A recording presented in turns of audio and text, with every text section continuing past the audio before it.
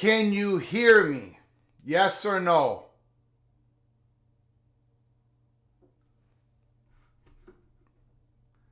Testing 1, 2, 3.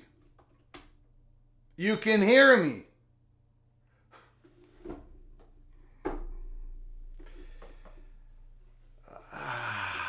I don't know, guys.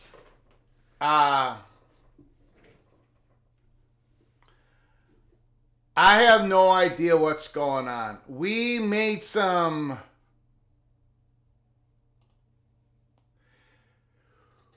hopefully made some changes last night. We're hoping that you all have a better experience watching the show. We made 3 changes.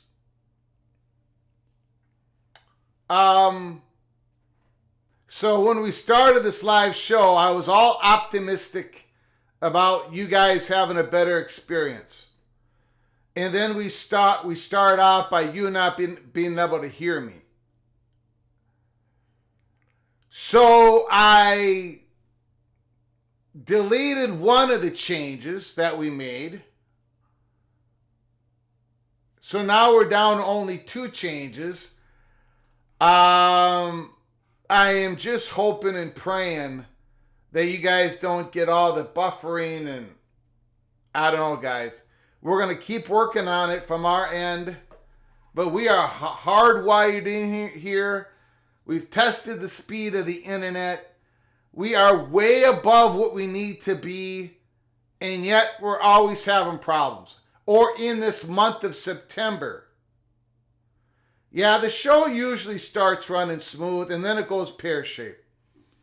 We should be able to, now this show, it's going to be a smaller show, not many viewers, but when we get up to 270 to 300 people watching, we should run as smooth as the day when we started this channel and we were having 12 people watching this program.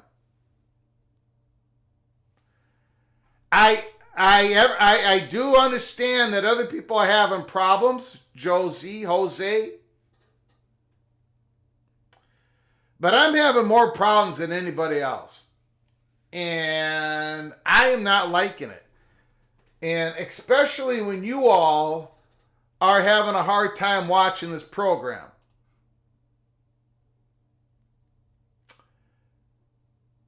So we made 3. I'm not gonna go into the deep weeds. We made 3 changes yesterday. Last night. Tested everything. And I've already had to do away with one of the changes. It did not have to do with my microphone. I never put it on mute. I mean, you guys can hear me during the watch parties when I walk in and I'm making all types of noises. Because, anyways, everybody settle down. Hopefully we'll have a smooth show. I have no idea what's going on. I appreciate you all coming and giving me another chance. I do appreciate that. MBM, the man is trying to shut down the rebel outpost. Okay, so let's go through it again. Welcome, everybody. We are live. Welcome to College Football's Peek Around the Corner with your host, Greg Pflugar. We cover everything in college football because we love everything in college football. And if you do as well, please subscribe to our channel. Smash the like button.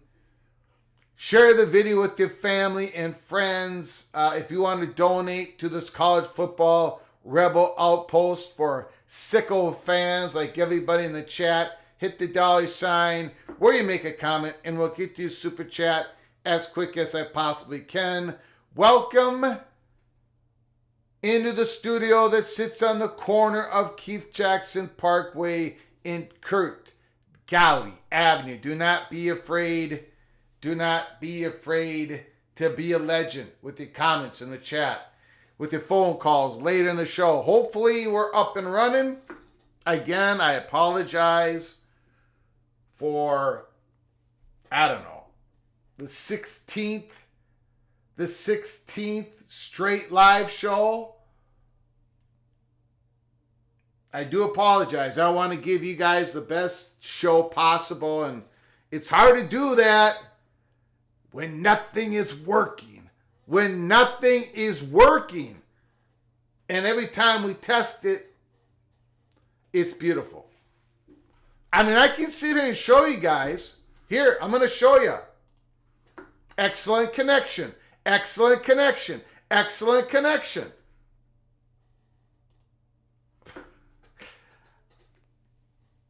I don't know. I mean, I'm not very... Look, you guys all know I'm not the brightest bulb in the refrigerator. I'm not the sharpest knife in the drawer. I am not smart at all. I am an idiot. But there are people who support this channel who are a lot smarter than I am, and they can't figure out our problems. So, Jimmy, thank you so much for your kindness, even though I've been giving you terrible product. Thank you, Jimmy, for your gifted membership. Jason Kelly, UNLV Jason Kelly, was gifted a membership. Jason, when you get a chance, please say thank you to Jimmy. Jimmy, thank you so much. Both of you are knighted, cloak and dagger. That means you can go to our YouTube channel and watch the membership only program. Look, Jason Kelly, hopefully he'll be available when I get the air out, when I open up the phone calls, because the big story starting today. Thank you, Jimmy. Thank you so much. I appreciate your incredible kindness, generosity to this channel and other people in the PATC community. Thank you so much, Jimmy. We're going to go right to it. We're going to go to the Saluka story. I don't know I have no idea what the truth is. All I know since episode 1 of this channel, episode 1, our manifesto, peek around the corner, we have been pounding the table hard for true representation of the student athletes, true representation of the schools and conferences, get together, collective bargaining agreement, have it go for a number of years, and then collective bargain agreement again, go back into renegotiations, throw out what doesn't work, throw in what works, student athletes signing a binding contract, and then they get the commitment coming back towards them. But again, but no, we have this complete mess. Absolute complete mess. Whoops, sorry about that. Matthew Saluka to exit UNLV, says representations not upheld. Las Vegas, Matthew Saluka, the starting quarterback for undefeated UNLV, announced Tuesday night on social media he will not play in any more games this season. Saluka said he will instead use his red shirt year. I committed to UNLV based on certain representations that were made to me, which were not upheld after I enrolled, Sluka posted on X. Despite discussions, it became clear that these commitments will not be fulfilled in the future. I wish my teammates the best of luck this season and hope for the continued success of the program. The senior had completed 21 of 48 passes, 318 yards, 6 touchdowns, 1 interception. The Rebels are 3-0 this season. He also rushed for 39 times, 286 yards, and a score, 23 to win over Kansas. UNLV's schedule is scheduled to host Fresno State. And by the way, we have got 10 games that we need to do the selection, the picks against the spread here in week 5. We're doing it on this show. UNLV and Fresno State is one of the 10 games we are making the pick on. So buckle up. The senior transfer spent the first 4 years of his career at Holy Cross. We talked about him in the offseason. Saluka was about the second or third highest rated FCS quarterback in the portal this last season. There are reports. Now let me get to this here real quick. Hold on, everybody. Pete Thamel has got a bunch of posts on it. Let me show you what he's been posting here. No, I don't have it. Hold on. Things have gone pear-shaped early during this live show. I do apologize. Okay.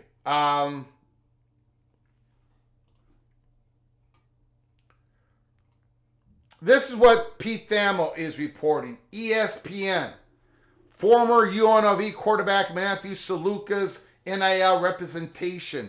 Marcus Cormartie of Equity Sports told ESPN that Sluka was verbally promised a minimum of $100,000 from a UNLV assistant coach for transferring there.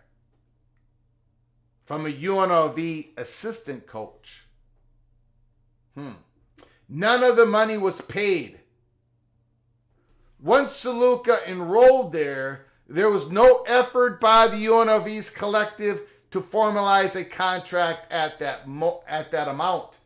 Months after Saluka enrolled, and Cormartie made multiple efforts with staff and school to address the issue. He said the school and collective came back with a contract of $3,000 per month for the next 4 months. That is $88,000 less than what Cormartie said UNLV verbally promised up front. The only money Saluka has received from UNLV, per Cormartie, is a $3,000 relocation stipend for his move. Cormartie said there was never an ask for more money after UNLV's hot start, only initial amount he was promised up front. When that didn't come, he evaluated his options and decided to play elsewhere next year. The red shirt will allow him to play a full spring at a new school and develop with a trainer this fall. He enrolled in July at UNLV after graduating from Holy Cross and missed spring. The one, again, I'm going to get to your comments. I'm going to get to your phone calls as soon as I possibly can. I do not know the truth, the reality in this story. I'm going to let you all speculate on it, let you all comment on it. The one part of Pete Thamel's report that really comes out at me is Saluka was verbally promised a minimum of $100,000 from a UNLV assistant coach. Well,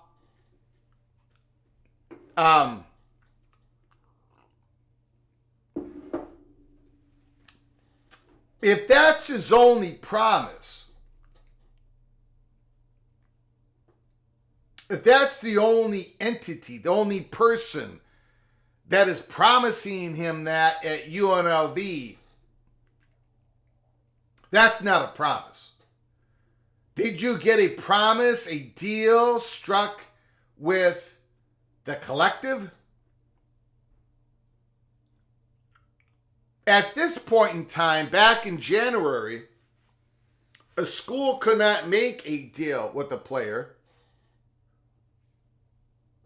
Well, they could, but it would have violated some sort of NCAA rule at the time.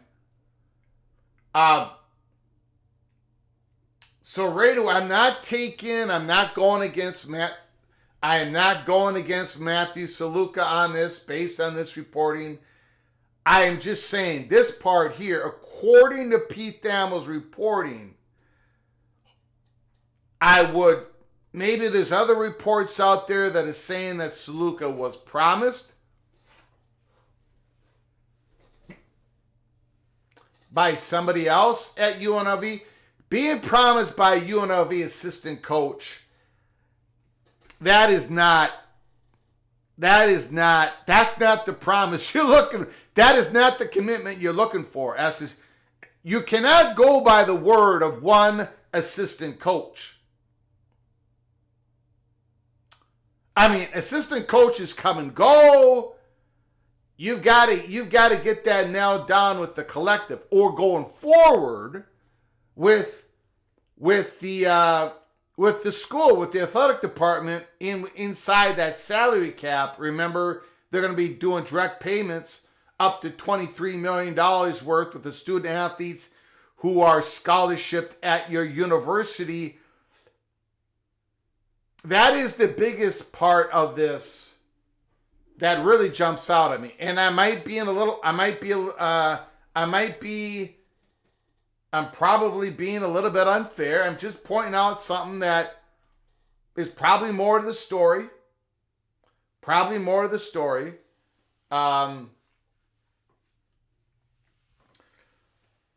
So, Matthew Saluka is leaving UNLV. UNLV is 3-0. Stephen McNeely, I'm guessing Sluka was promised that amount more than once. And yeah, maybe it was promised by more than just the assistant coach.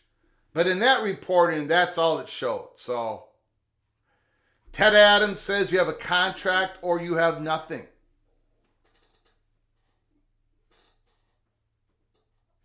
The architect says collective bargaining is the only solution.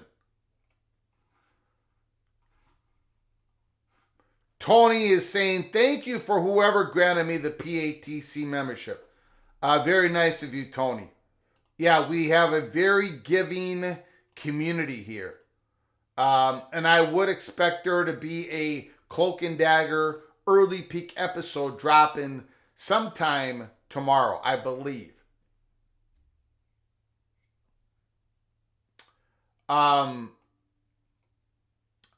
So there's a lot of rumors out there, right? I see Matthew Saluka's brother coming out and saying it's untrue that Matt Saluka demanded more money during the season. He just wasn't given what he was promised. There's also rumors of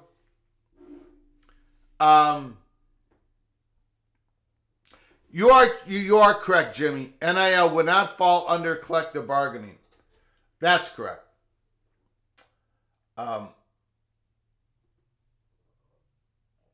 But under supposedly the new way of doing things in regards to the NCAA versus House, I do believe there's going to be something signed with NIL.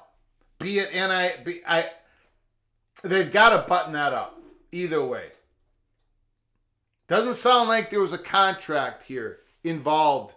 Just a promise. The one rumor I am not buying at all. The one rumor I am not buying at all is some sort of program came in, and some other program, Power 4 program, came in and offered Saluka money, saying if you get out of there now, we'll give you more money going someplace else. Again, I don't know either way, but I'm not going to buy that rumor because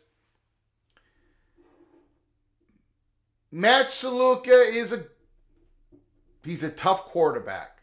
He's proven that. I went through the tapes of him at Holy Cross because there was a certain amount of FCS quarterbacks on the portal, and he was like the second or third best one. But there's not enough juice for the squeeze. I cannot imagine any school, forget about the G5. I mean, they're not going to, let's talk about a Power 4 conference school. They're not going to approach Matthew Luka and say, they're not going to do the squeeze because there's not enough juice in Matt Luka. Tough quarterback, really tough quarterback. He's proven that. Got some skills. Holy Cross, UNLV, tough runner. Looked like a good leader. Won a UNLV big upset and everything, but I don't think anybody would go through that risk. I don't think anybody would go through the squeeze for that juice. I'm not buying that. But we'll see. Maybe I'll turn out to be wrong at some point. Scott Whitting, let's go UNLV. 43% passer at UNLV, but not at Holy Cross, not an FCS play. He was only 3 games in at UNLV. Played some, he's not a 43% passer, although he's under 50% right now. He's better than that. But I don't think anybody approached him and said, hey, you come to our school next year, we'll give you more than 100,000. I don't think that's happening. I just think it happens to be, and look, I am not, now people are going back, people are taking UNLV's side in this, Matt Saluka's side in this, the architect, UNLV is doing significant damage. There are other people that are calling Matt Saluka a quitter. I'm not going to call Matthew Saluka a quitter.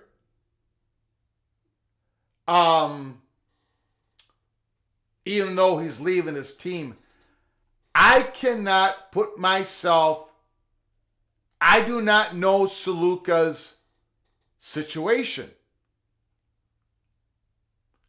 That money that was promised to him could be unbelievably important to him or to some loved one around in his life. Again, that money might have been so incredibly crucial. Everyone's talking about greed. No, it's not necessarily greed. It doesn't have to do anything with greed. So I don't want to rip on the kid. And I'm not willing right now to rip on UNLV. Because if it's an assistant coach promising, it's the whole thing is just too much unknown. But we do know this. We got to change it, man.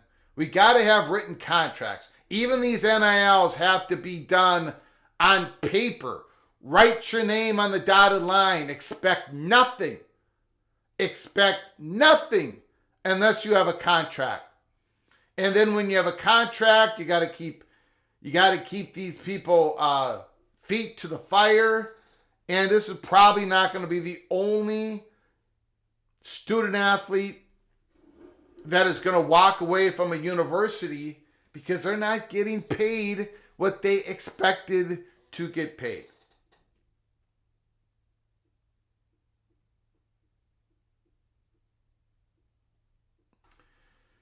He's not going to court. He's simply redshirting. Yep. The verbal agreement stuff needs to end. Yes, yes, yes, yes, yes. Yes. And then people say, well, great, contracts don't mean anything. Well, they mean, whatever contracts mean, they mean a whole heck of a lot more than a verbal agreement with an assistant coach.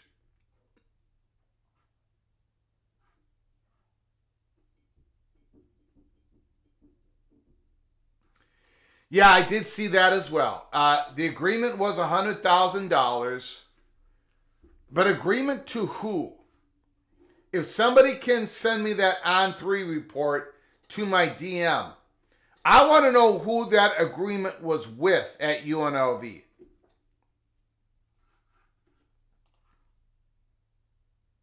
right? I want to know who that agreement was with. So if somebody has that On3 article in a reporting,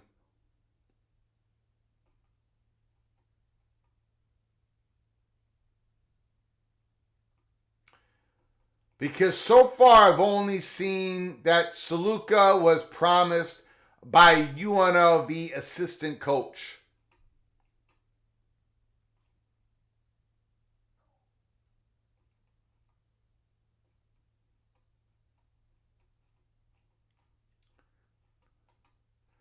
And I'm not seeing any other reporting.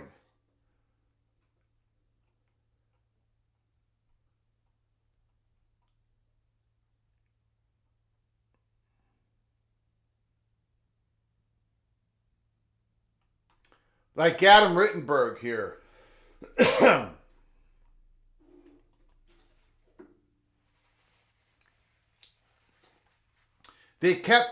They keep deferring. We don't know. You have to wait. Bob Saluka told me. That's Matthew's father. Then it was like, we're going to give him game checks. So we're like, okay, great. We did not ask for a single dollar more. Saluka added that Matt's living expenses weren't even covered. No talk of contract. And I don't know who's promising him all this. So, anyways, we are going to get to your phone calls, into your comments. Yep, I agree.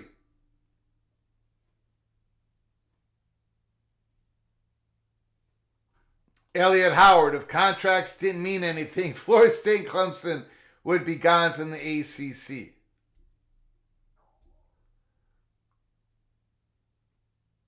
Yeah, we're going to do that right now, Steve. Right now. Steve's got a plan.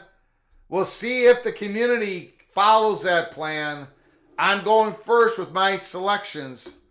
Ricky, thank you so much for the gift membership. KST was gifted a membership. KST, when you get an opportunity, please say thank you to Rick for his generosity. Thank you, Rick. Rick and KST, you are hereby knighted cloak and dagger. So KST, when you get an opportunity, go to our YouTube channel and watch the early peak cloak and dagger membership only episodes. Another one should be dropping early Thursday morning, September 26th. So keep an eye on that, everybody. It should be dropping. Should be dropping tomorrow morning. A little bit of cloak and dagger information will be in that episode. Thank you, Ricky. Appreciate it. Rock and Rant. Was it the quarterback coach promising? Recruiting coordinator coach? I don't know. I do not know. But let's get to our picks for week 5. And then we're going to open up the phone lines on Matt Saluka, UNLV. What type of decision are they going to make? Let me know with your phone calls, super chats. And first of all, last week, the PATC community, out of 12 games, you all got West Virginia correct, Miami correct, Tennessee correct, Iowa correct, and you got all the other 8 games wrong. The PATC community went 4-8 against the spread in week 4. Greg the Cooler got the following games correct: Tennessee, Clemson, Utah, Miami, and I got all the other 8 games wrong. Greg the Cooler went 4-8. Last year, the PATC community and the fat guy from Minnesota, myself, we ended up with the same record against the spread, and it was dismal. This year, the PATC community and Greg the Cooler have the exact same record against the spread. We are both 17 wins and 29 losses. We're not even close to 500. We're not even close. We are embarrassing ourselves week after week after week.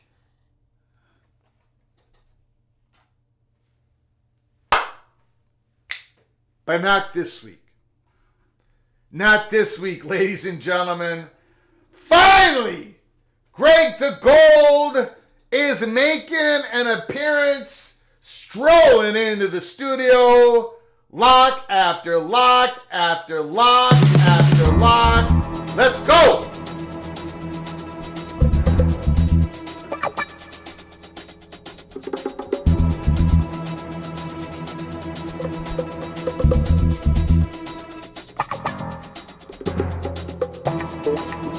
Whoa!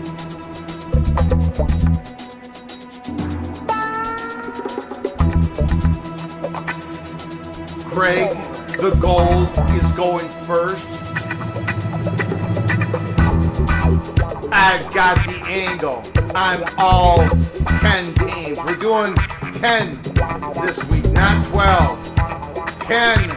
I've located 10 games that are a can't miss. It's not 12, it's 10.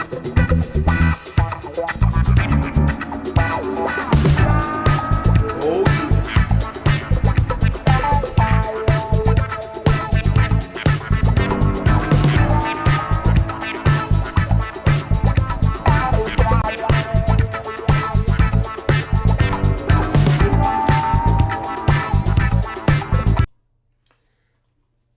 Here we go. I'm going to be quick. I am going to be quick because we got to get to your selections where you are voting, and then we're going to go to your phone calls and talk about UNLV's situation with Matt Saluka. UNLV's situation with their game this week.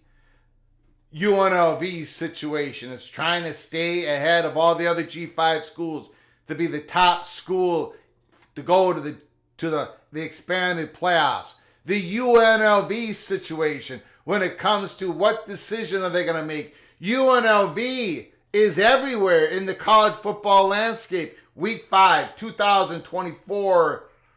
But we got to make our picks first. And we're starting with the Hokies versus the Hurricanes. Holy smokes. Now, this is a lot of points. This is a lot of points. Minus 19.5 points. Will the Hurricanes just keep rolling and rolling and rolling?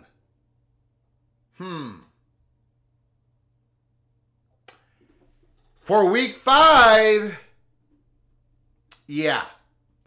19.5 points is not big enough. Not big enough. I'm taking the Florida Hurricane. I'm taking Miami, Florida Hurricanes. Holy smokes. Miami Hurricanes minus 19.5. Probably a 23-point game. The Hurricanes cover, and they keep rolling. BYU at Baylor. I've had people say to me, please take Baylor, Greg. Greg the Cooler, please take Baylor so that I know that BYU is going to at least come within the spread and probably win the game. Greg, we just need you to take Baylor. Well, guess what, ladies and gentlemen?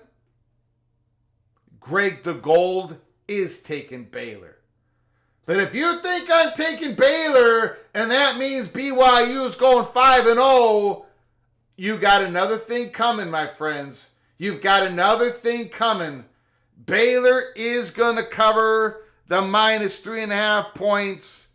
I love Jake Ratzlaff. I love the story. I love everything about it. I love what BYU's doing, but they're not going to be able to handle success. They just got a massive win against Kansas State. I mean, massive win. But I got them coming down to earth. The Baylor Bears cover the spread. Colorado at UCF. This is a bad matchup for the Buffaloes. UCF, above all other things, this is a grown man's team. And when Colorado goes against a grown man team, they're going to fall. And they're going to fall big. UCF minus 14.5 is an absolute lock. Oklahoma State at Kansas State. Now, Oklahoma State lost a tough game against Utah. 22-19. Kansas State, something bad happened. I'm going to surprise a lot of people here. I think Kansas State's going to win, but I think they're only going to win by a field goal. I'm taking the Cowboys. I am taking the Cowboys plus 4.5. Maryland at Indiana. Indiana's just rolling along.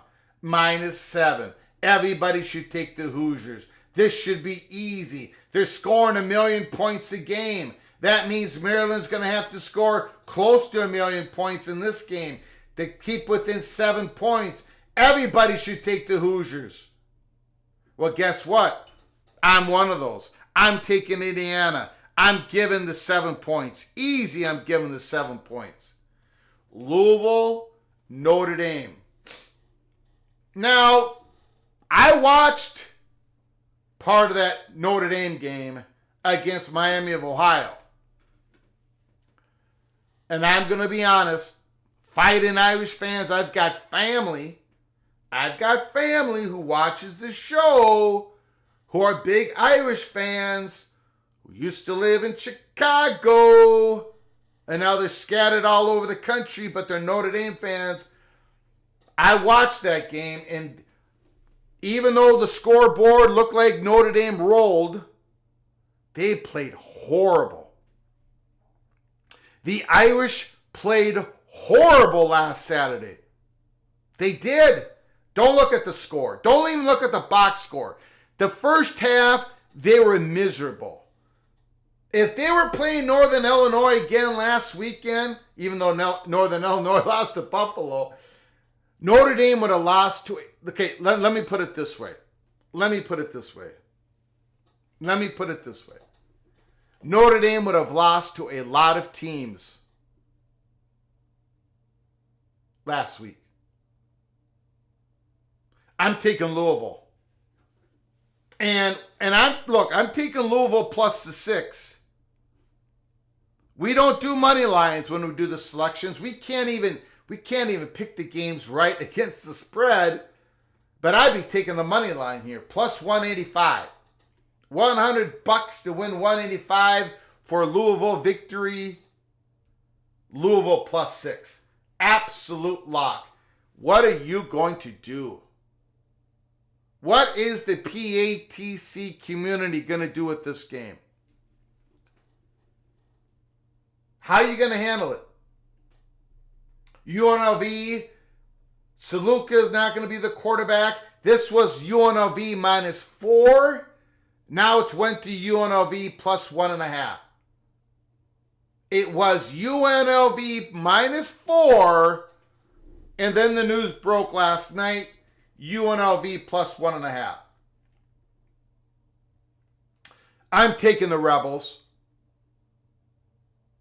This either is going to split the team up or it's going to bind them even tighter, at least for 1 week. I'm going to be taking advantage. I think all the intangibles, I'm taking UNLV plus 1.5, plus 1.5. 3 more games to go. Georgia at Alabama, one of the watch parties we're going to be doing. Georgia, Georgia, I got Georgia on my mind. Greg the Gold taking the Bulldogs -2.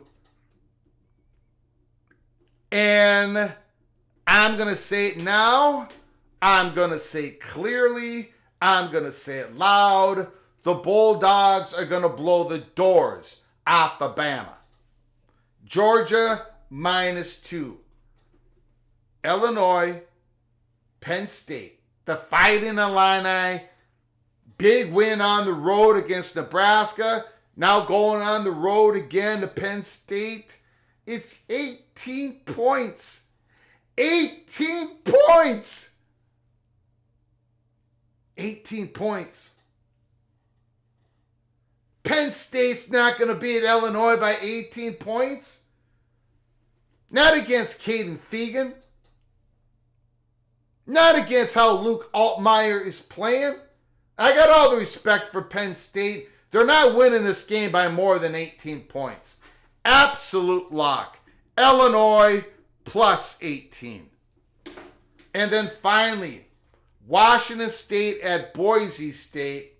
I'm a believer. I'm a believer in the Cougars.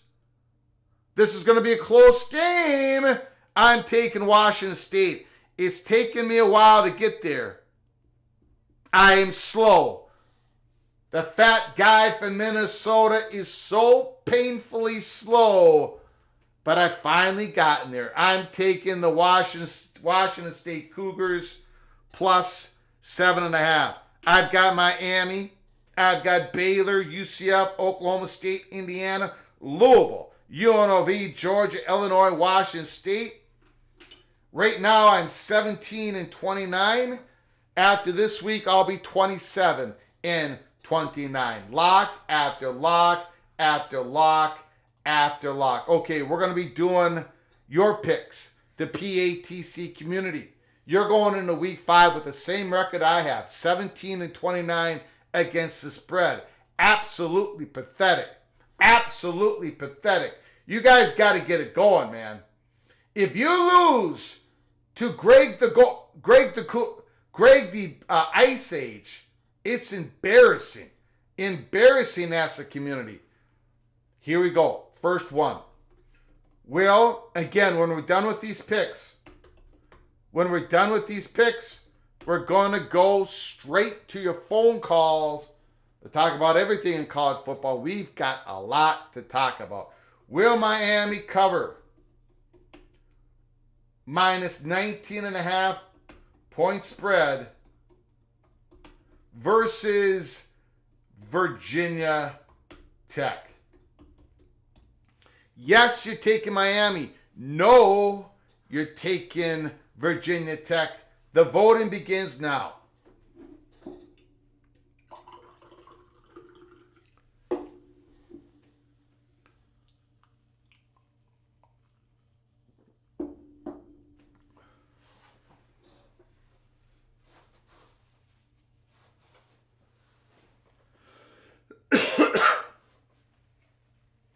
Giving you 5 more seconds on the vote. It's a close one. 5, 4, 3, 2, 1. It's going into overtime. No gets it. No gets it. The PATC community takes Virginia Tech. Wow, that was a close one. Close. First real close. First game went into overtime.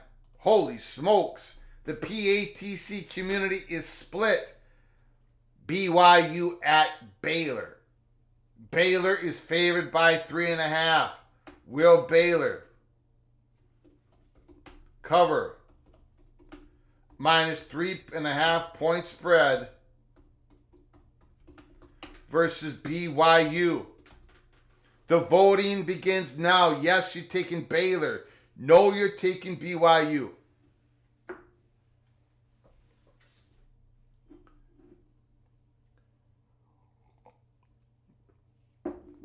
If you vote yes, you're taking Baylor. No, BYU.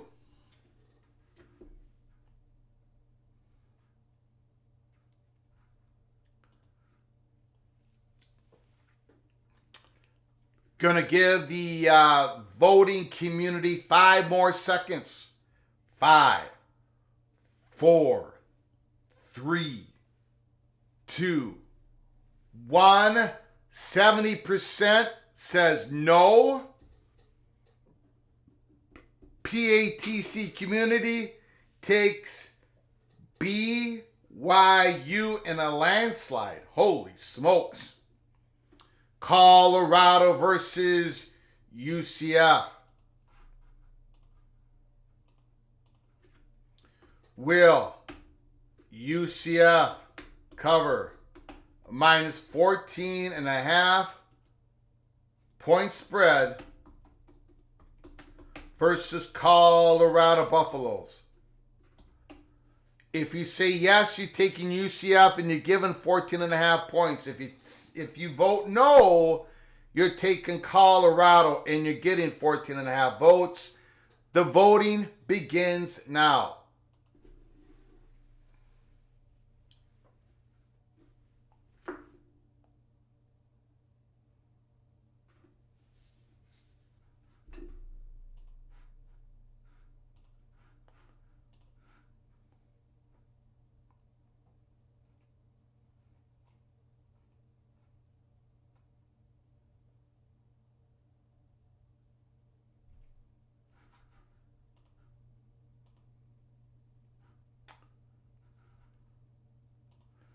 Five, 4, 3, 2, 1. 56% says no. The PATC community takes Colorado. We've got breaking news. Breaking news. We're going to have to just stop right now with the selections.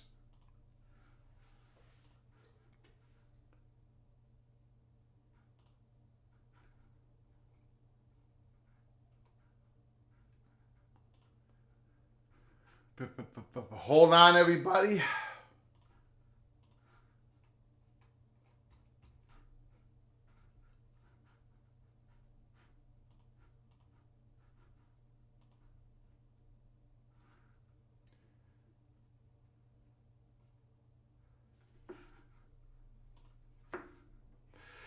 Ross Dellinger, an update on the other UNLV story. As the school deliberates on a conference decision, the Mountain West is offering a new version of a membership agreement to its 7 programs with sizable sign-in bonuses. Sources tell Yahoo Sports.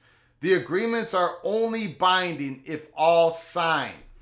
Meanwhile, D1 conference commissioners are meeting here in Chicago over the next couple days, including those on the College Football Playoff Management Committee, the FBS commissioners.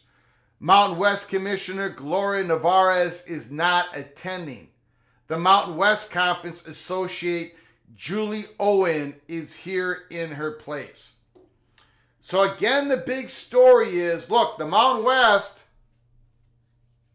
they're going to be given these sign-in bonuses, but they need to be a conference to pay this out, and they need 8. They need UNLV to sign on. Holy smokes. Holy smokes.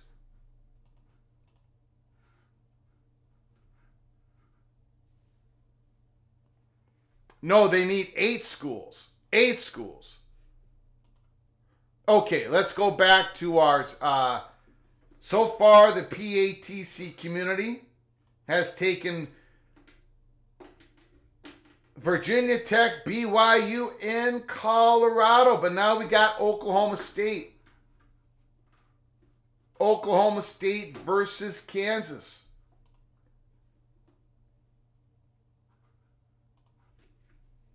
Kansas State's favored by 4.5 points. Will Kansas State,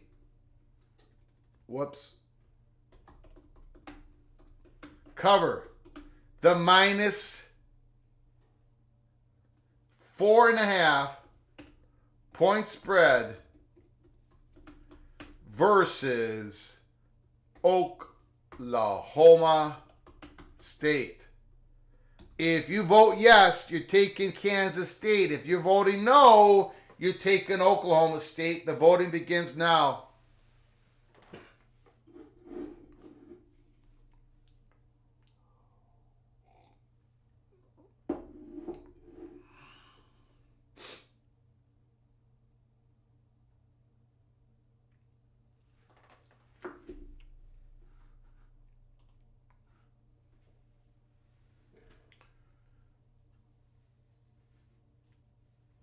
Giving you 5 more seconds. 5, 4, 3, 2, 1. 57% takes Kansas State. PATC community takes Kansas State to cover. Maryland versus Indiana. Will Indiana cover minus 7 point spread versus Maryland? If you vote yes, you're taking Indiana and you're giving the Terrapins 7 points. If you vote no, you're taking the Terrapins and you're taking the 7 points from the Hoosiers. The voting begins now.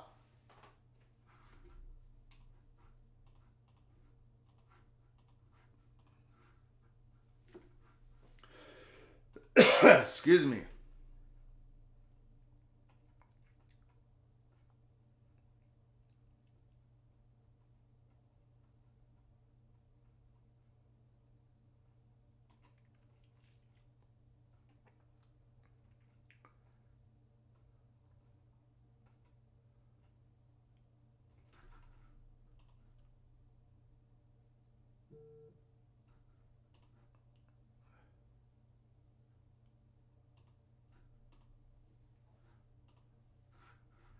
Five more seconds. 5, 4, 3, 2, 1. The PATC community takes Indiana to cover. Minus 7. Indiana.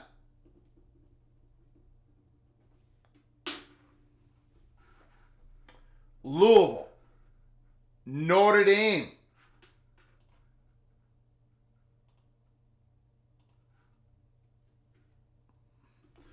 Will Notre Dame Fighting Irish?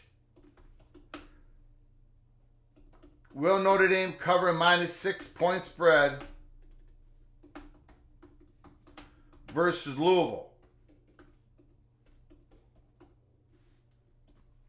If you say yes, you're taking Notre Dame and you're giving 6 points. If you vote no, that means you're taking Louisville and you're getting 6 points. The voting begins now. Ryan Thomas. Greg picks are used to cool nuclear fuel rods. Well, hopefully that's not the case, because if that's the case, we are going to have a nuclear wasteland throughout our country after this Saturday's games. Because I'm not going to be cooling off those nuclear fuel rods.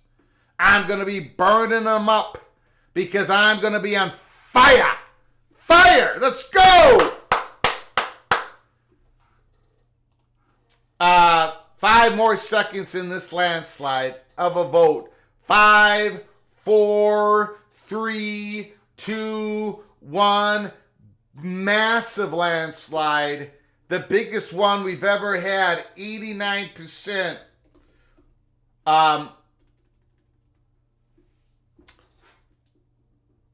Louisville is big with the PATC community.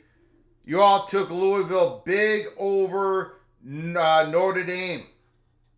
Now, here is a tricky one. Thank you for the super chat, Ryan Thomas. Thank you for your generosity. I do appreciate it, sir. Will Fresno State cover -1.5 point spread versus UNLV? A very interesting game. The line has moved from Fresno State +4 to Fresno State -1.5 over the last 12 hours. The voting begins now.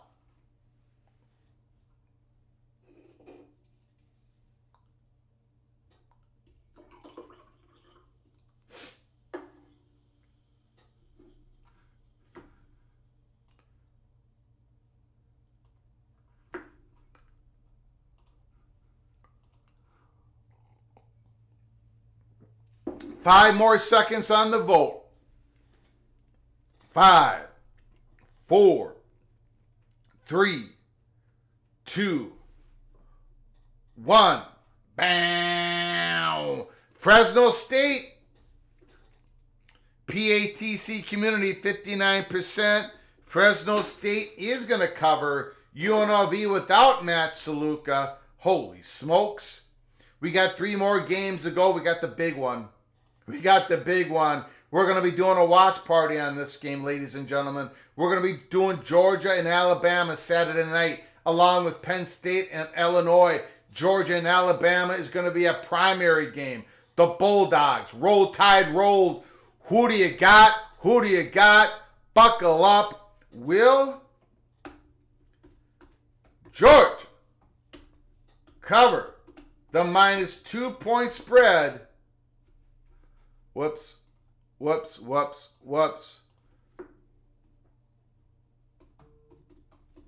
Versus Alabama. The voting begins now. If you vote yes, you're taking the Bulldogs and you're given 2 points. If you're voting no, you mean you want Alabama to get 2 points. The voting starts now.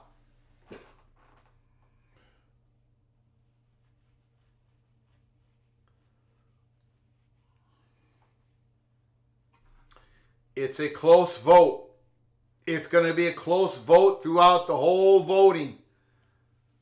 Somebody, Don Scruggs, is trying to stuff the ballot box. Back and forth. We're going to give it 5 more seconds. 5, 4, 3, 2, 1.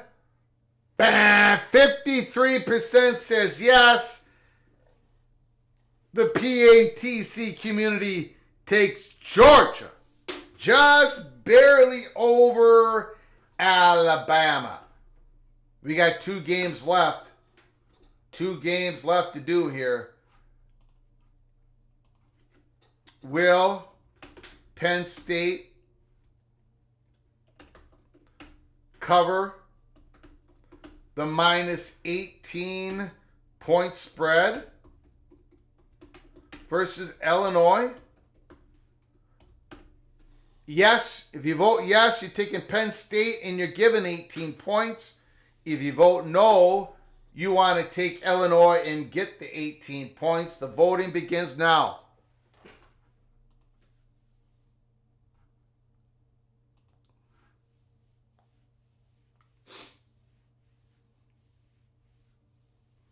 Jose says, no way Bama is winning this.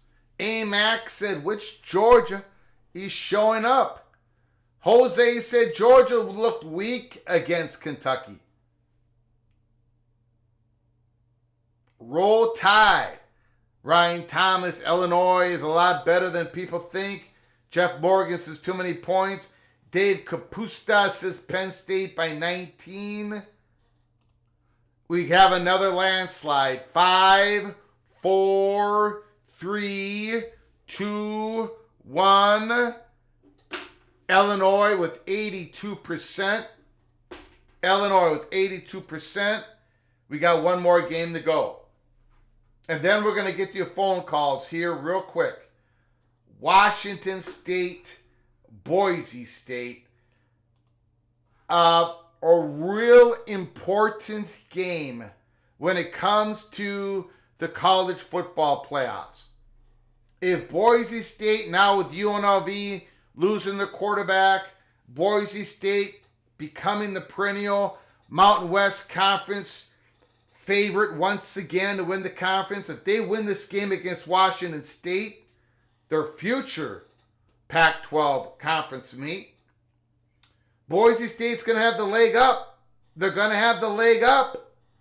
But if Washington State wins this game, Washington State is going to be if they continue to win, they're going to be in the mix for an at-large spot in the college football playoffs. A massively important game. Will Boise State cover the -7.5 point spread versus Washington State? The voting begins now. If you're voting yes, that means you're taking Boise State and you're giving 7.5. If you're voting no, you're going to take Washington State Cougars and you're going to get those 7.5. The voting begins now.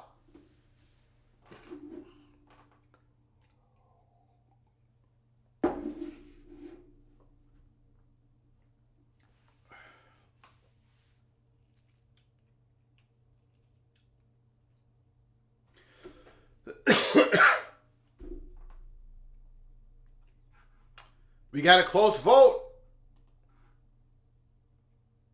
I'm going to give it 5 more seconds. 5, 4, 3, 2, 1. 58% says no. The community has taken Washington State. So,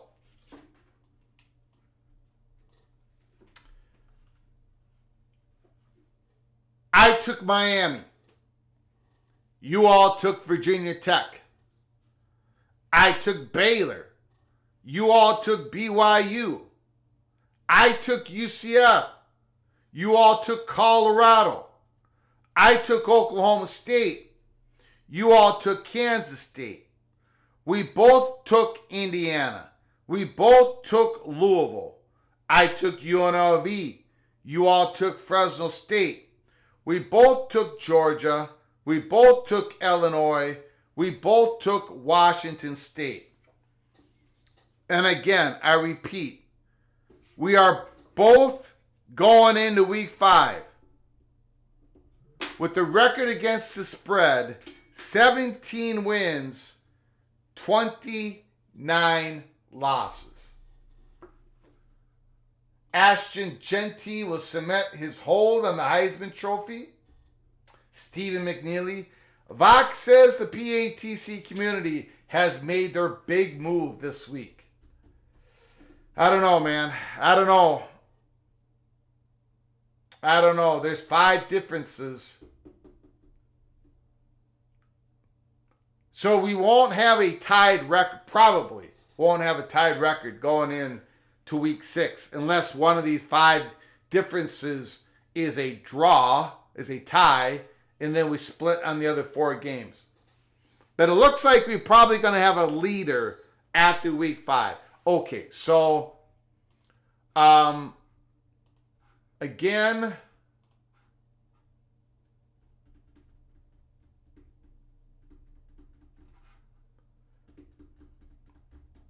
I've been told there is a UConn board meeting happening now. I don't know if that is scheduled I don't know if that's an emergency board meeting, but there's a Yukon board meeting that's going on that I'm being told happening right now.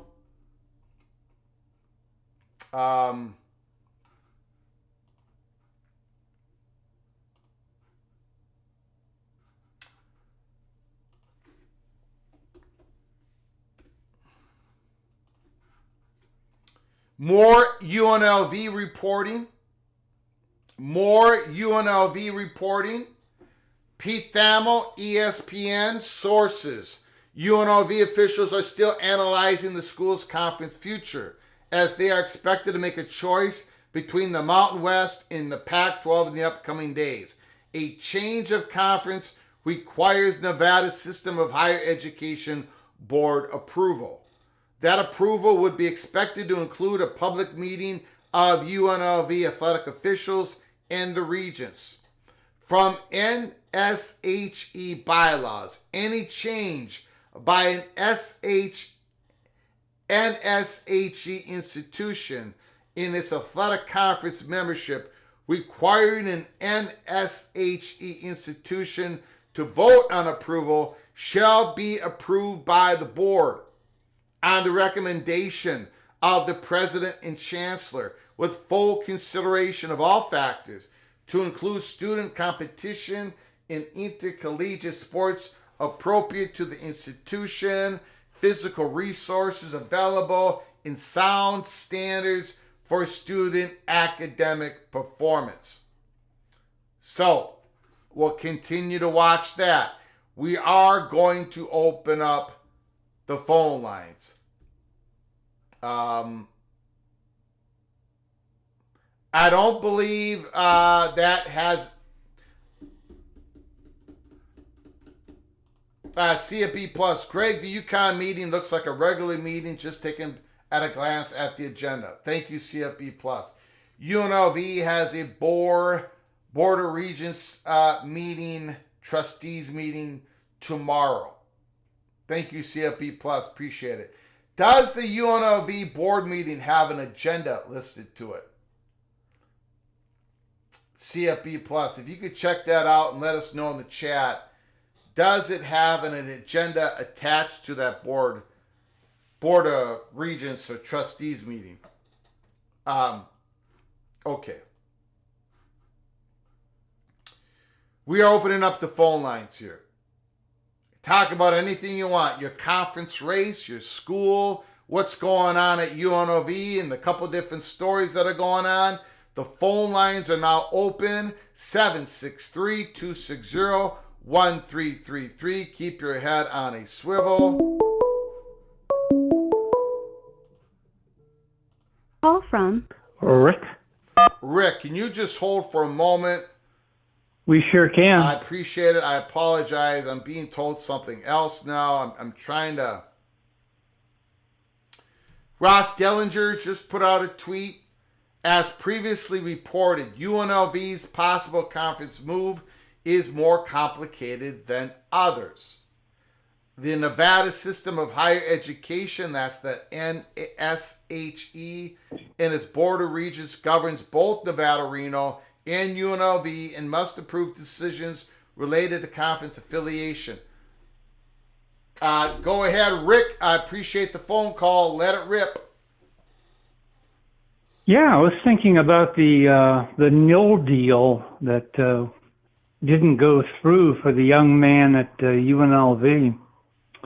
Yeah. It seems like we've got two different scenarios here where you've got that one player that was at Alabama who went to Iowa and took the nil money and then went back to Alabama. You're talking about Caden Proctor, the left tackle.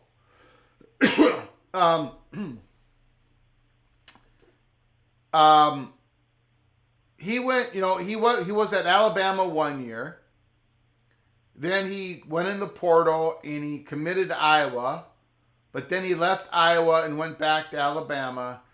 And I don't think he took any money, right? Am I getting the story correct?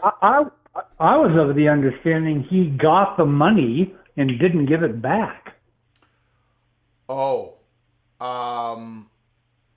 So maybe we need clarification on that one. Yeah. And then we've got this young man who had a deal with the UNLV collective, but they're not honoring it.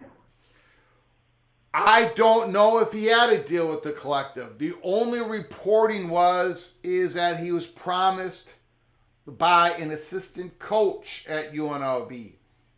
I have not seen any reporting that he was promised by a collective. That's an NCAA. So. That's an NCAA violation for a coach to promise money.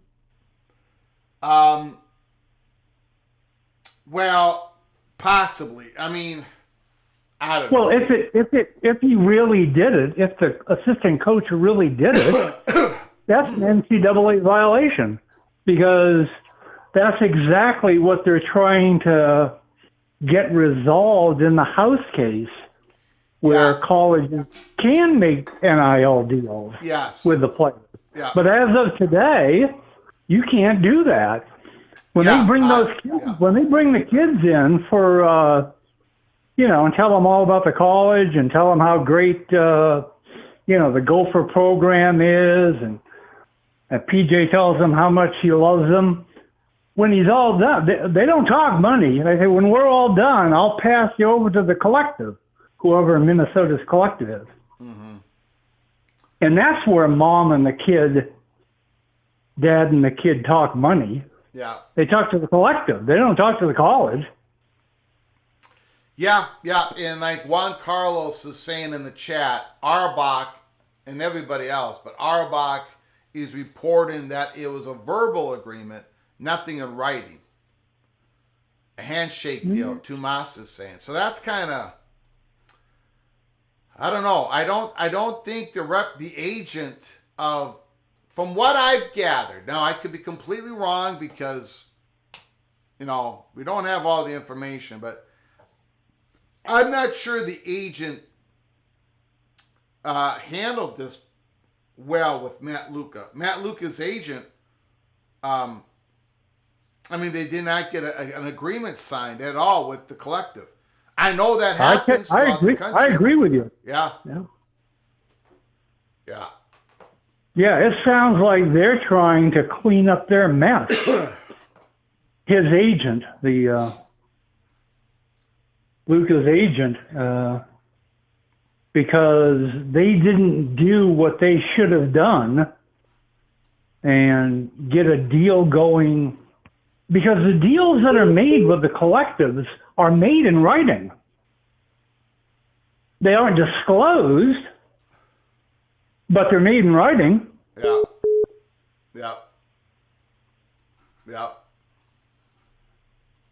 Yeah. So if dad doesn't have any paperwork or his son, you don't have anything. Yeah. Yeah, I agree. I'm not... It's the same as you're a walk-on unless you sign a national letter of intent. Yeah. It's a legal binding document. Yeah. Okay, well, that's all. I agree. Hey. I appreciate it, man. Great call, Rick. Yep. Thanks. Yep. Later. You got it. Beautiful.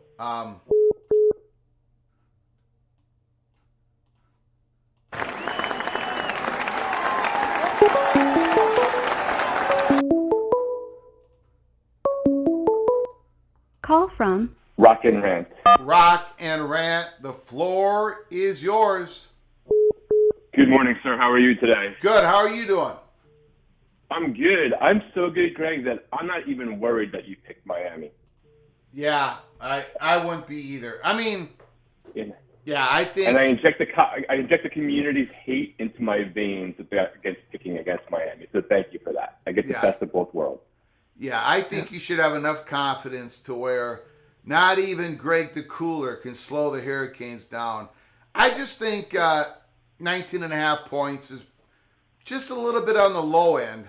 Yeah, it's a lot for that kind of rivalry, so I totally understand the other side of it. But I am trying to move past 20 years of PTSD about Miami not doing what they should in a game. and I am a full-blown Kool-Aid zone. And it would have been great if we were just talking about the games today, but I have a definite take or things to say about the whole UNLV situation with their quarterback. Let it rip, my friend. The first thing is as you've alluded to, and your takes I think have been really good on this so far. We don't know anything, right? Like we know the reporting is starting to drip out this morning, and it's complicated. So like at a top level, to me, there's a few things, and then let's drill down a little bit for hopefully some context. There's scenarios. One, he got promised something, and we'll go into that, and they didn't deliver. Like there's a scenario there, and there's a context around that. Second part is he had 3 relatively good games and is trying to renegotiate and get more money, and UNLV is like, that's not how this is played. And I say UNLV meaning the broad entity of collective school, whatever, right? Because we're in purgatory about rules and regulations around it, right? There's a third separate thing, which I tend to agree with you on, is, hey, did somebody also tamper, right? Which could have happened while they were paying or not paying, right? So you have all these 3 trains leaving Chicago kind of scenarios going to different destinations. And we don't know. We know what he released last night. We know what his family, seemingly maybe his agent, are telling the reporter so far. We clearly got a leak back from the UNLV side last night, which about him renegotiating. We don't know whether tampering stuff has come. We don't know whether the UNLV side is factual as well, that he did renegotiate, or damage control because this looks terrible for them. And the thing is, 2 things that are sort of confusing to me generally about it, and then I want to come back to the bigger issue and get your take on it, is, so he transferred from Holy Cross. First of all, Holy Cross is a really good, hard school to get into. They may make some accommodations for athletes, but not a ton. Like, it is a top liberal arts college. You don't see it on the national rankings about these big research ones, but it's a top 30 U.S. News liberal arts school, right? And so I'm assuming he's probably fairly intelligent, and his family is, hopefully having some right guidance. So it is kind of wild if they were naive enough to just get an offer from a coach, nothing in writing, if that's what plays out. That's super wild. The previous caller was right. At the time of this, a coach making an offer, verbal or otherwise, it was definitely not allowable at the time. And it's right now, it's not technically, it's in purgatory, right, around all the things around the house settlement. So it's still technically not okay either way. And then in terms of, if you look at the quarterback transfer portal rankings, the number that we're hearing about, that sounds pretty legit to me. Because if you go to the On3 quarterback rankings back at the time, and you're listing everybody, about 2 slots below Matthew Sluka is Reese Poffenberger, who Miami signed from, I guess it was Albany, SUNY Albany, so a similar type of school, before they knew that Cam Ward was going to come. And I'm fairly certain that NIL deal was $100K or slightly higher. It's in the same ballpark. So that number that we're hearing. Max Brosmere, the number 1 FCS, also got in 100,000. So, or allegedly. Right. Yeah, you're in that zone where the top 3 or 4 FCS quarterbacks on rankings, which he was in. He might have been in the lower part, but it's all eye of the beholder kind of thing. There's pretty concrete evidence that offer is pretty consistent. So all of this thing is a mess. And, my take is if UNLV collectively didn't do what they were supposed to do, then this is all on them and it looks horrible for them. If he came back and renegotiated, then that looks horrible for him because he's not, if they were delivering on their side of the contract and he does it, then he is in fact a quitter that reneges on a deal, and that's not a good look for him either. The whole tampering thing, I find, like you, very hard to believe because as good as he may have been in these 3 games, he has 0 NFL prospects, right? So that can weigh into the argument not of, enough, make juice for the squeeze. Yeah, or make you more money right now. But I don't see any school that really be like, you're going to change our lives. And I don't mean to change your life like Cam Ward's doing for Miami so far, but any of the other quarterbacks in the top 15 or 20 that could be the missing cog to a conference championship. I mean, maybe in 6 more games if UNLV sticks and runs, but I don't see anybody doing that. But then again, we've all seen this entire story of the world of college football just be so bonkers for the last several years. Like, nothing's impossible to imagine happening, but I find that hard to believe. But ultimately, what this all comes back to is, like, let's figure out every single problem that we have around college football players in the evolving world of the NCAA in 2024, in a world where at the top level, the schools, conferences, and the NCAA refuse to do the things that would, in theory, solve it. And while I know that the NIL per se is not part of the collective bargaining aspects, because that would be separate, just like a Patrick Mahomes deal, getting a sponsorship is different to the NFL collective bargaining agreement, it's still part of the entire ecosystem that is a problem, as these guys are all in Washington trying to get antitrust grace so they don't have to worry about that. And that's the problem. So I would just encourage everyone to wait till everything comes out. Don't crucify him yet. Don't crucify UNLV yet. Somebody's probably going to get crucified, and probably rightfully so. But ultimately, they all look terrible. And, you know, whether they're naive or evil, who's the good guy, who's the bad guys? Are they all bad? Is it a mix of everything? Like, I don't know. But I don't know. Like, what is, you know, I heard your opening take, but, like, where do, as you've been in the show, we've gotten some more updates and news reports. Like, where are you feeling things are on this? Like, is it changing? Or are you still in the zone of, we clearly are in the spin zone cycle of people getting out the information they want to get out, but we still don't really know? I don't really have a clear opinion on it. There's a couple things to me that kind of stand out. One is no contract, no nothing, a promise, according to reports, came from an assistant coach. To me, I think they should, I think whoever represented Matthew Luka should have done a better job. But the other thing is everybody knows the rate for these top FCS quarterbacks in this class. It was about $100,000. That is what Max Brosmere allegedly received. He also said he could have gotten a little bit more, but he wanted to go to he wanted to do his doctorship at University of Minnesota, so he took a little less. So he was probably getting offered like 120 or something. I'm just throwing it out there. Right. So, UNLV knew what the market was. So they knew, though they should have known, that this gentleman should be expecting $100,000 eventually in payments, and however that they had that worked out, whether it be monthly or by game, or I don't know.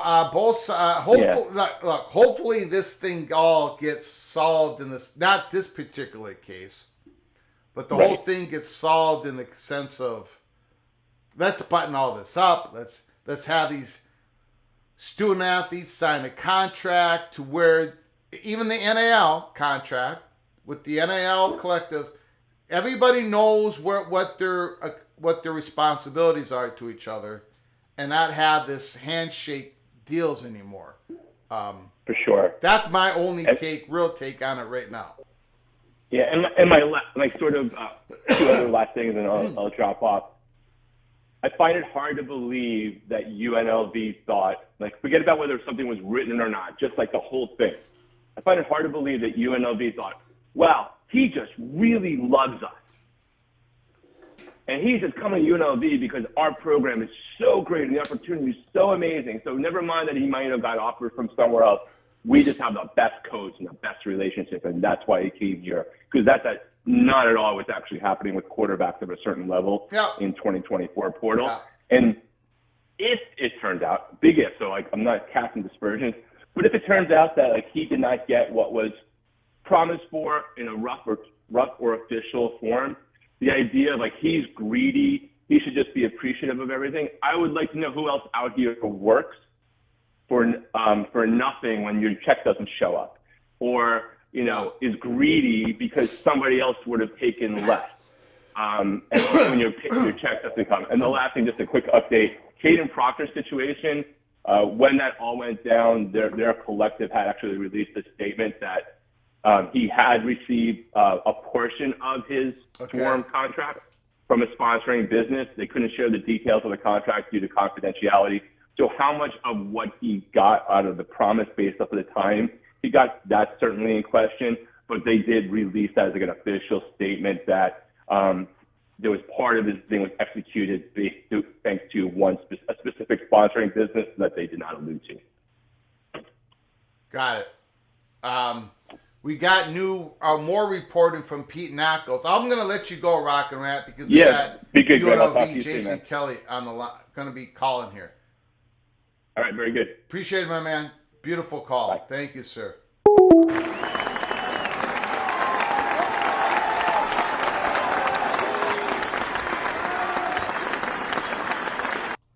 Pete Knuckles, phone lines open. Jason, if you are available to give us a call.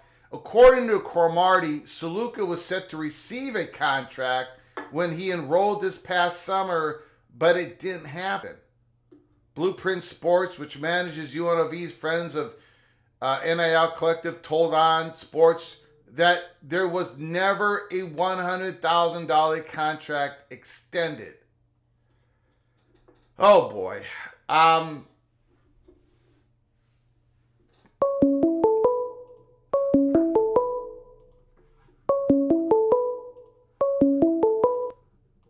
Call from Ryan Thomas.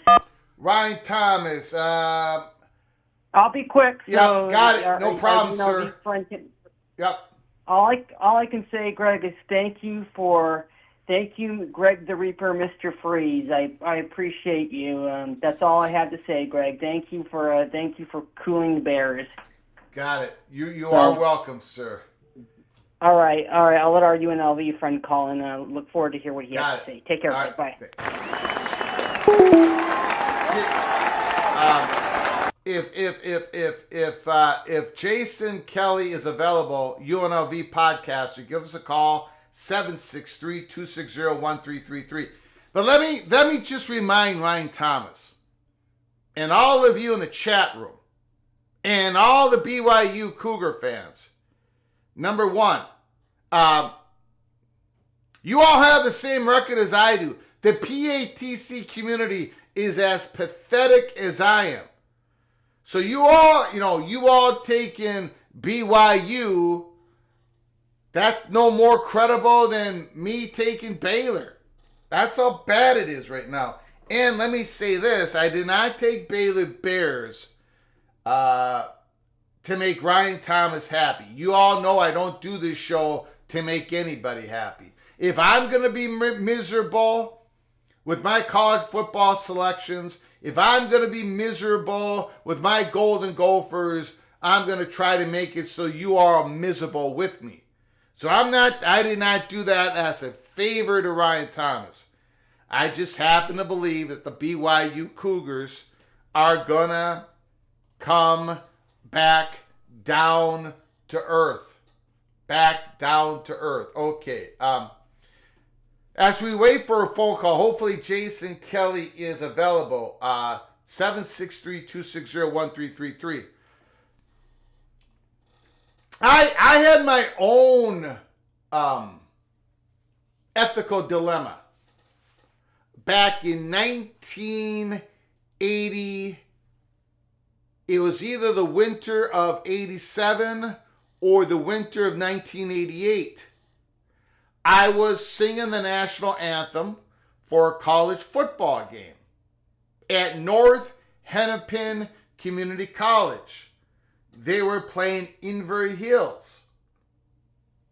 The North Hennepin Community College doesn't have a football program anymore, but they were playing Inver Hills. And it was freezing out. And I was supposed to get paid $35.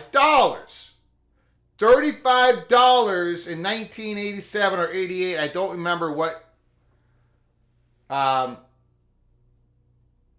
don't remember what year, but it was either 87 or 88. $35 for a 2-minute song is a lot of money. Lots of money. Especially for a guy like me. Lots of money. And they're supposed to pay me before I'm supposed to get the money before I sing. It was freezing. And I walked up to the, it's an outdoor, of course it's an outside, it's freezing out, snow, it's cold. I mean, it's below freezing. And they had one brown building, just a small building on the top of a hill where the announcers sat.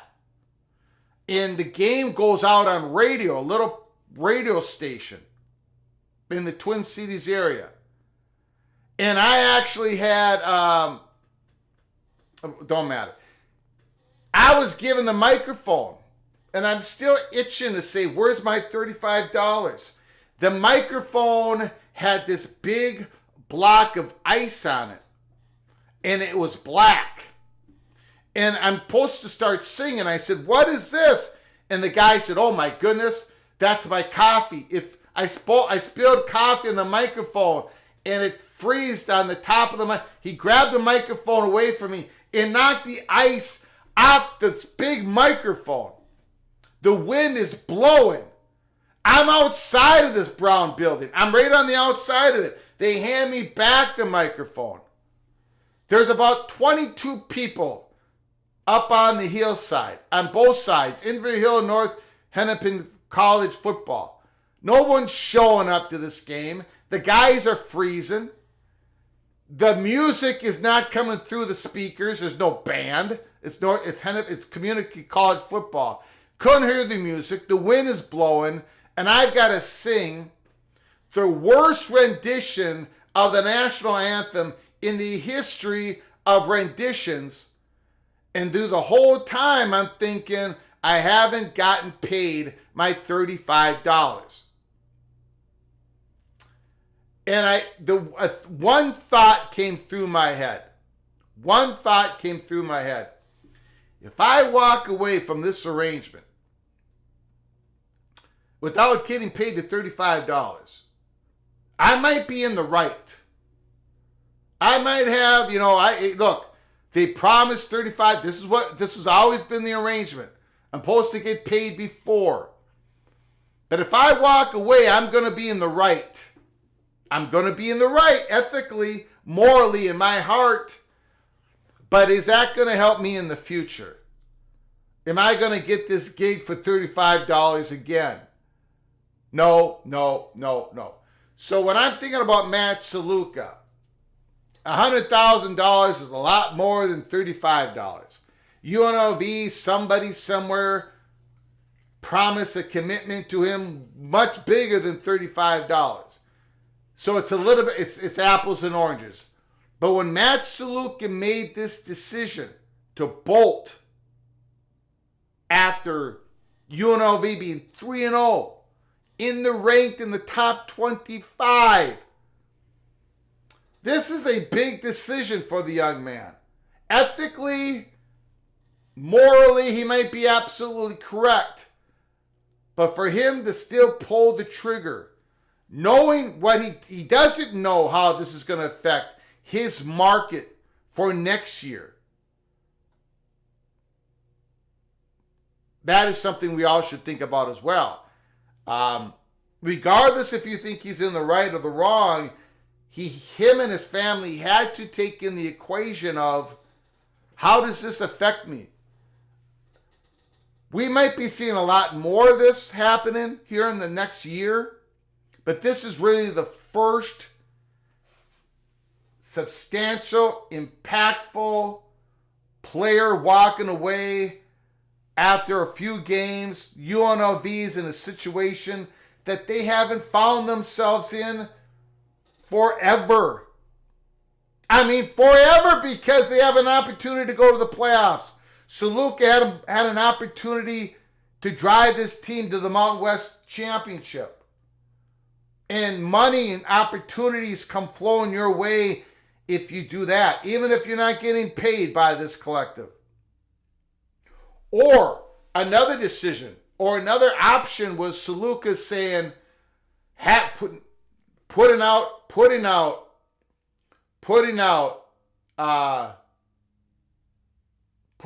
a statement saying the following: I'm going to stay with my boys. I made a commitment with my boys. I've made a commitment with the fans. But I'm going to make this out in public. UNLV has not fulfilled its obligations to me. A, B, C, D. He could have went that route as well. Made it public at this point where he's not getting any answers. Anyways, it probably was a tough decision either way. I sang the song, did horrible. And I did get paid eventually. But, I could not go out and get my Burger King Whopper at the end of that performance because I did not get paid at the time.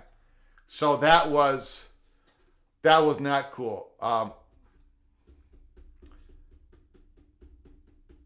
Okay, well, we're going to open up the phone lines to anybody. Jason doesn't seem to be available. The phone lines are open. 763-260-1333. 763-260-1333. That's the equivalent. Yeah, $93 today. Absolutely. Absolutely. That was a lot of money back then. $35. 2-minute song.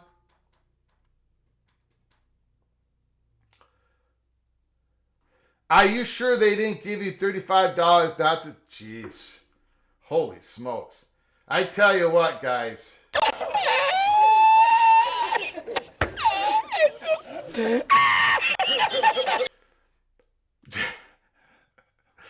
John Till, super chat. Matthew Saluka would look good with Dion next year.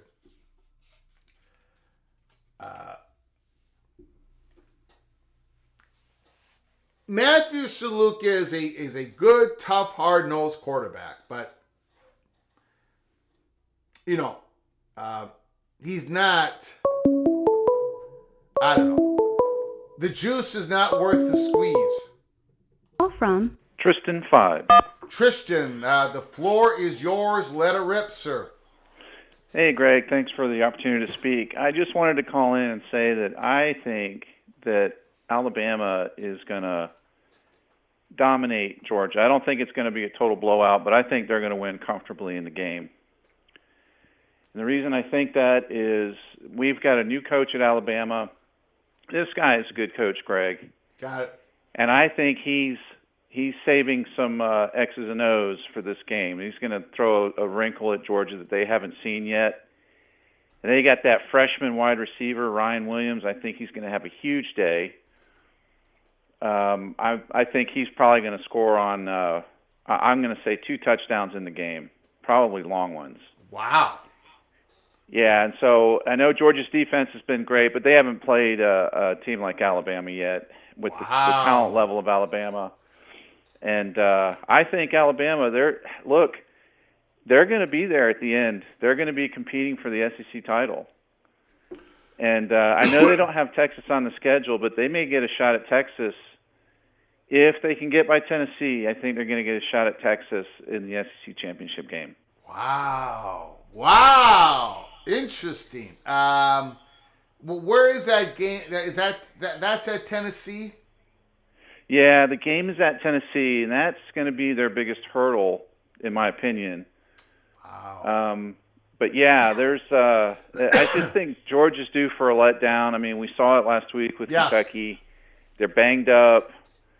I just think that the team is, I don't know what the right word. I just think they just don't have the mojo this year.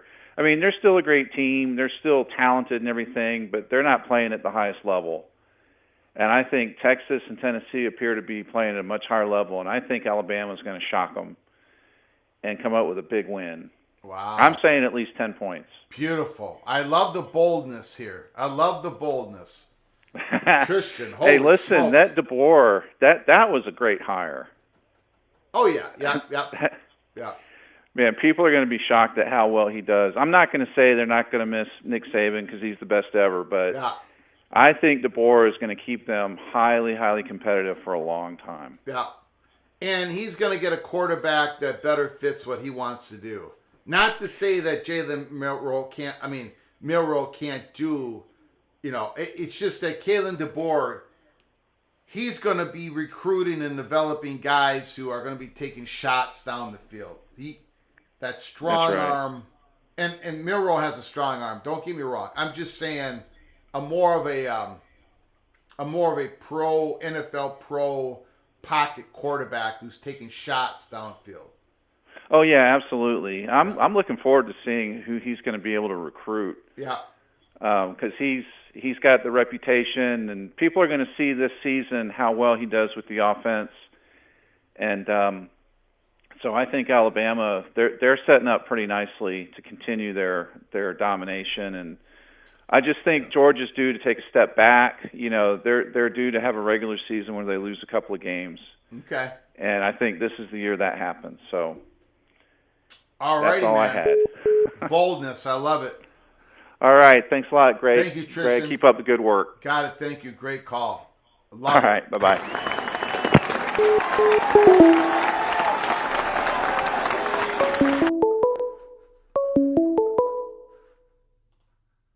Call from Jason Kelly. Jason, thanks for calling, my friend. I appreciate you calling us back.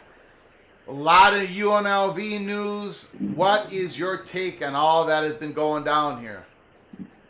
So I've talked to several of the players, a couple of the coaches. A couple of big points I'll say. First is that there is a big frustration with our university president, athletic director, Eric Harper, for failing to set up adequate organization by coordinating with the NIL collective in order to create kind of like a more stable system. Now, obviously, NIL collectives and university presidents or athletic directors aren't technically supposed to be in close contact 24 hours a day. But the NCAA is not a legit governing body anymore. They've had their legs taken out from under them. And so university presidents and collective organization presidents are basically one and the same right now. And so there's a lot of frustration with Eric Harper, our athletic director, that he didn't have safeguards in place for things like this to not happen. The specific assistant coach that supposedly made a verbal promise to Matthew Sluka is denying the terms that promise that Matthew Sluka is, and in his camp is reporting that, he's denying basically the terms that Matthew Sluka is reporting that the terms were. So it's basically just a he said, she said situation. The supposed verbal agreement was more about incentive performance and then also timeline of receiving payments. It was an incentive-based structure. If Matthew Sluka was able to do what he did, which is, lead the team to a 3-0 start, there was supposed to be a bonus paid out, and UNLV was not, at least according to Sluka, and the assistant coach too has said that the payment was going to be later than they would have liked. If Sluka was not going to receive that money because of the incentive that he had achieved as a starting quarterback with a 3-0 start, he was very upset by this. His camp was very upset by this. And essentially, Sluka went into Barry Odom's office. Barry Odom, our coach, had no actual idea what was going on. Barry Odom's kind of a very take it or leave it, F you kind of guy. You don't mess around with him. And Barry Odom basically told him, get the F out of my office. This is ridiculous. Wow. And so I do blame not necessarily just the kid, the player, although if you're going to be paid like a big boy, it's time to put your big boy pants on, Matty. You're a professional. You're no longer a student, a child. You are a professional 22-year-old making real money. So I'm not going to withhold criticism from the player, but the main frustration is around Eric Harper. And everybody's just really frustrated that during conference alignment that this is going to be another story where we're not looking good. It's frustrating. It sucks. Now, there's some CBS report that just came out. I'm going to read you a little bit of it. Go ahead. Dennis Dodd. I'm going to put up on the screen. Everyone can see it. Barry Odom was up early on Wednesday. He had already digested the news as well as he could that his starting quarterback, Matthew Saluka, had bailed 3 games into the season. Thought he had a market value higher than he was making here.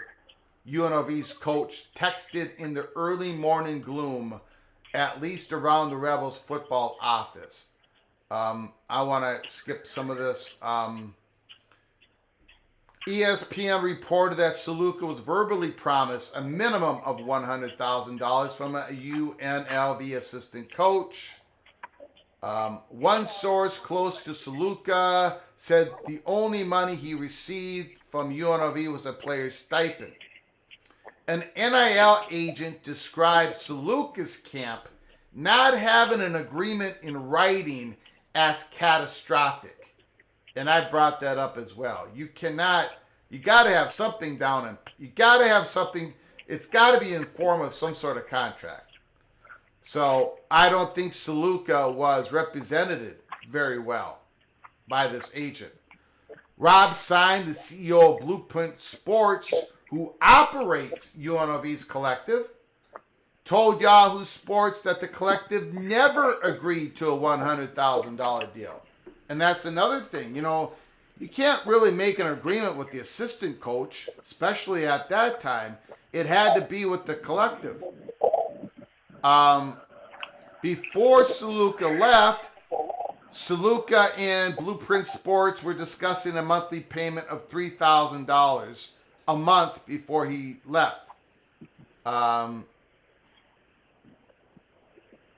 There's nothing. Okay, so this is Barry Odom again. Jason, this is what Barry Odom told CBS Sports. There was nothing binding him to us other than a handshake, and yeah, I'm coming until he gets to campus. Odom told CBS Sports in a prior interview about landing Saluka, and that's the way the rules were at that time. There had been recent communication between Saluka's camp and UNLV to resolve the situation. Sources said Saluka's agents had to try to negotiate with UNLV, including one offer that would have paid Saluka 50% of what he was verbally promised. Nothing materialized, leading to Saluka's stunning exit. So that's just more information, according to CBS Sports. Go ahead, sir. The main guy when it comes to kind of like beat reporting for UNLV is Mike Ramala, and he just had a good statement out that basically kind of surmises the situation. He said that, and he's the reporter for the Las Vegas Sun here in town. And he said, per source, when Sluka committed to UNLV, he did not have a registered agent. His current NIL agent told ESPN that Sluka, at that time, was promised a significant NIL payout. Sources tell me no contract was ever signed. Something relevant to keep in mind, under Barry Odom's direction, all UNLV players receive the same NIL deal. He generally doesn't want individuals making more money than their teammates. Only Ricky White has gone outside that structure to secure a significant individual NIL deal. With UNLV's hot start and Sluka's redshirt limit approaching, he had leverage to ask for more NIL money, what he believes he was promised. UNLV/Odom did not want to renegotiate. Sluka decides to transfer and get paid elsewhere. So I don't, again, I think that from what I understand, the promise that was made to Sluka was an incentive-based promise. There was an incentive for him. And also, if it's made by an assistant coach, that's not how negotiating NIL payments even works out, period. And I can tell you that the assistant coach that he is claiming is swearing to everybody that he made no such agreement, that there were general vague talks about incentive structures in his deal, but that he made no such promise. And that that apparently there is, through his representation, a Big 12 school that wants Matthew Sluka. That is something else that I have heard, again, from inside the team, but, it's not coming. That doesn't come from Sluka's camp. So that's what I can tell you that I know. So I don't know how much that Big 12 school would offer him, but who knows? So who is UNLV's backup quarterback? What can you tell him about the backup quarterback? Maybe the backup quarterback has caught Barry Odom's attention. Like maybe Coach Odom's like, well, my backup guy's as good. Can you tell us a story on him? Sure. So Matthew Sluka was actually not at spring ball for UNLV. He was given permission to finish out his last semester at Holy Cross on campus, to have a good relationship with that school and to finish out his collegiate career there. Sure. Before coming. So Barry Odom made that concession to him, said, yeah, you can stay there. The guy who was here from the beginning was Haj Malik Williams, who is a transfer from Campbell. And he's actually a very talented player. He's a little smaller. His ceiling as a player with just individual talent is not nearly as high as Sluka's is. But I can tell you this, there was a frayed relationship between our star and basically our whole receiving core and Matthew Sluka. There was a feeling that Matthew Sluka was trying to take over the whole offense and make it kind of a one-man show. If you watch that game against Kansas, he was running it was basically like a wide. He was running basically every single play as a running back, essentially. So, and Ricky White is our best player, not Matthew Sluka. And so Matthew Sluka and him did not have a great relationship. And the feeling is that our backup quarterback, Haj Malik Williams, who the players love, the coaches love, and who has been here for a full year now, will be able to be an adequate replacement for Sluka. And I think that's part of the reason why there wasn't a renegotiation, because Barry Odom is very old school. And that's good, but, Dabo Sweeney, there's a little bit, you have to be up with the times too. So there's confidence we're going to be okay at quarterback, but our ceiling as a team went down for sure. Very interesting. Holy smokes. And then, again, we've been hearing some, thank you for the super chats, guys. I'll get you super chats as quick as I can. I appreciate the generosity, helping us keep the lights on. We've got Jason Kelly on the line from Run Less. I'm sorry, what was it? Run Less? Let's Run. Yeah, Let's Run podcast. Let's Run? Yep, the Let's Run podcast. Okay, Let's Run podcast. So I'll get to super chats when I can, guys. I appreciate it. So, Jason, we've been hearing some reporting just recently from Ross Dellinger, also Pete Thamel, on the UNLV decision, whether they should stay in the Mountain West or go to the Pac-12. There's been some reporting on, yes, there is a little bit of a hurdle that UNLV has to jump in regards to its Board of Regents. They have to get their approval on that. Also, the Mountain West Conference is, they're looking at giving everybody a sign-in bonus, but they need 8 schools to sign for this to become a binding agreement, and UNLV would be the 8th school. If UNLV doesn't jump in, then the whole house of cards could fall from the Mountain West. What is the latest information that you have received? Is UNLV planning some Board of Regents meeting to talk about this in public?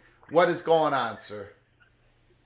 So because of the bureaucracy in the state of Nevada, there are, like you said, like certain hurdles that have to be met and certain just like steps that have to be taken in order to do a move like this that maybe, because we only have one Board of Regents for the entire state, that maybe you wouldn't have for other states and for other schools in other states. And so from what I understand, there are people within UNLV, not all the people, but there are people within UNLV that have said that, all right, yeah, we're going to make this move. But there's like a hierarchy of people that the decision has to go through. So from what I understand, lower people in the organization, and I don't know if that includes Eric Harper or our athletic director or not, have basically started the process of bringing a vote before the Board of Regents to make this happen, to make this real. Got it. And no, it still has to go through their approval. They can still say no, but from what I understand, there is positive momentum for it happening. I think with this Matthew Sluka story, I think it actually probably makes it more likely that it happens quicker than people were originally thinking it was going to happen. I don't think that UNLV is a big fan of the news cycle right now, and I think they want to see if they can change the narrative. And so I could see it speeding up by a couple of days. But I think it's on its way to happening, but there's still other people that have to approve it. That is a very interesting take. The news cycle, they want to change it. Maybe this quickens it up a bit, especially if they're all leaning towards going. I mean, the longer this goes, as every hour that goes by, to me, Jason, it's an indication that the option of going to the Pac-12 becomes more and more real. Like, they're leaning that way because the decision on going to the Mountain West would be a lot. It would, if they were leaning Mountain West, I think it would be just quicker, you know? So I think every hour that goes by, I think it's got to be leaning more and more Pac-12. What do you think of that take? Correct, yeah.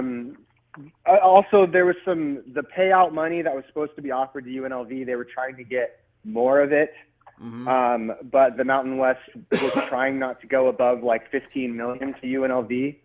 And you know, if I'm UNLV, I don't know that I'd accept a dime less than 30. Honestly, like I think that it's, you know, unless you're going to fix all of your school's financial issues, there's no reason to stay in the Mountain West Conference. Unless you're getting like a $50 million or a $40 million payment, that would fix it. That would fix all your issues. And I would disagree with the decision, but I would understand there. But I would understand it. But UNLV is also still in the process of selling our old stadiums. If you've ever been to Vegas, Sam Boyd Stadium is where we used to play. They're in the process of selling that piece of land in that property, and that should give the athletic department enough of a financial boon that they should be able to pull this off. But yes, the more time that passes, the more likely it is that UNLV goes to the Pac-12. But again, the criticism for our athletic director is that he does just enough to keep his job, and he seems to be more. It seems to be more important to him for his own career and own preservation than the institution which he works for. Which I think is, you know, if you pay attention to the Lakers and Rob Pelinka, I think there's a pretty apt comparison between the two men, in my opinion. What is your take on the fan base as a collective? Are they leaning Pac-12? Yes. The fan base and the boosters want the Pac-12. Yeah. There is no booster that's sitting back saying, you know what we need? We need road games at UTEP and Tarleton State. Yeah. There's nobody saying that. Yeah. And so, but the only person who's saying that they want to stay in the Mountain West is the person that stands to benefit from receiving a little bit of that payday from the Mountain West Conference. It's all him. It's just it's him. It's him wanting that money. It's him wanting that security. Him being not proactive is what's killing this university right now. And I think him not being proactive and setting up an organized NIL structure is what murdered this whole set. I blame Sluka a little bit. I blame the assistant coach a little bit. But I think the real villain is the athletic director for not doing his job. Yeah. And we're not only waiting to hear from UNLV, but we're also waiting to hear from Air Force, because there's been reports that Air Force and UNLV are talking back and forth to each other.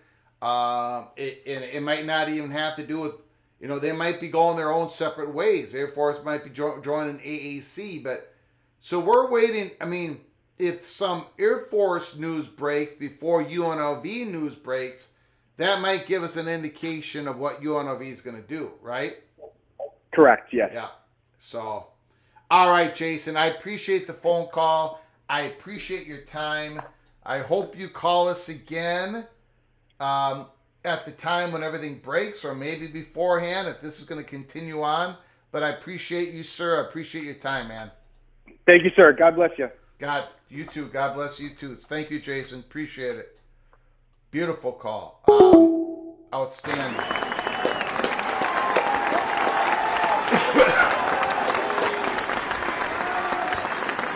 Jason Kelly, UNLV podcaster. Let's run. Check it out. Beautiful. Beautiful job. I think we hit all the main points. Let me get you super chats. Tracy FSU. Tracy FSU. The line is 5.5.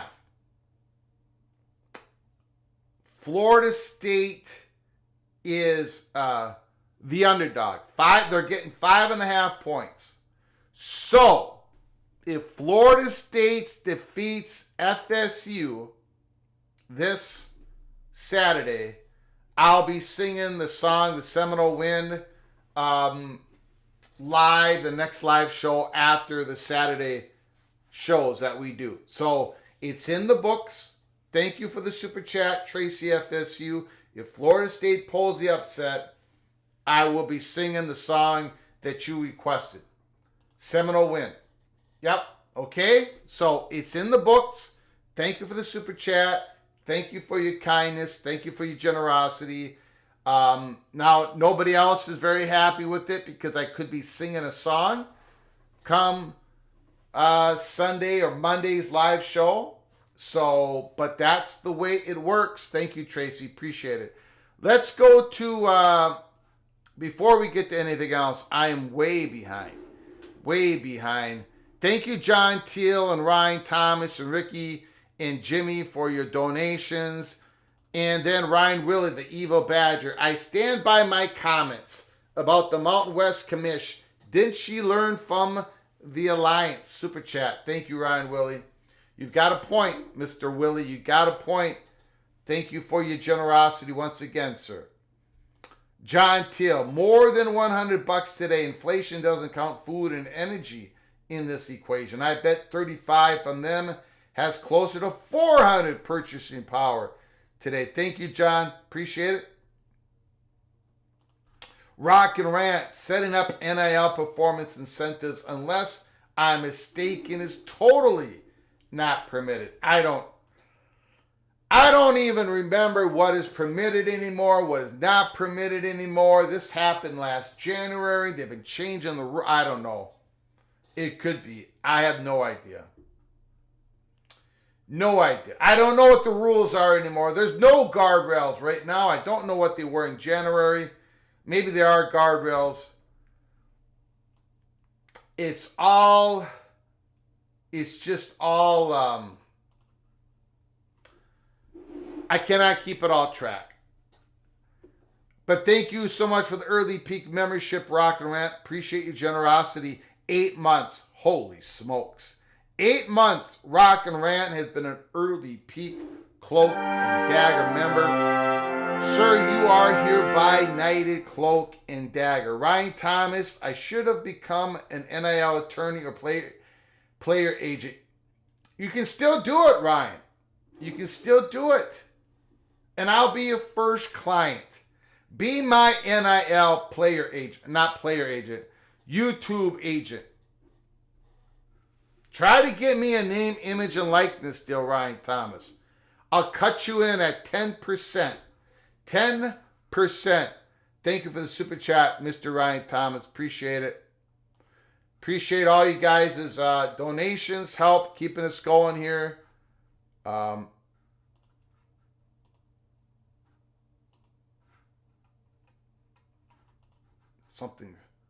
Something has just gone a little wacko. Phone lines are open. 763-260-1333.